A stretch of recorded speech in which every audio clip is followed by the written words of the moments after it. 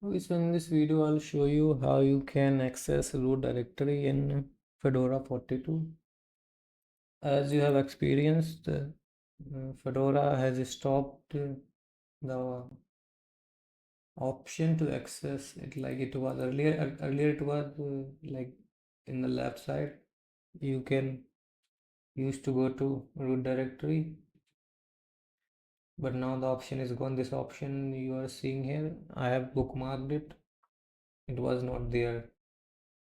As you can see, so there are no other options to go to root directory using Nautilus file manager in GNOME desktop environment. Even the preference setting, there is no option. No option here, no option here. So what you need to do, just click here and press this key, this / and hit enter. That's it. And then you can bookmark it. You can use add to bookmark as I've already added, so it's saying remove from bookmarks, and it will be it will start to show here somewhere here, I mean. So that's it. Very easy. Like, you open this file manager, then you click here, hit / and enter. That's it.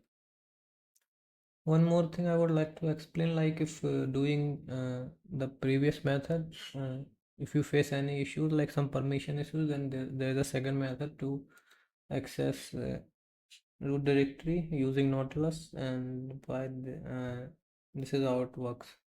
So you need to enter this Nautilus, this command. This is the file manager name, Nautilus, and admin, and the location where you want to go. Like we want to go to root directory, so we'll write it like this and then hit enter, and here it is. In your system, it will ask for your root password, so enter that and then hit enter. After doing that, this is how it will be.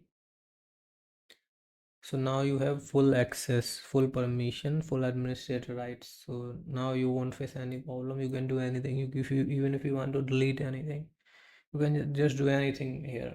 It won't stop you.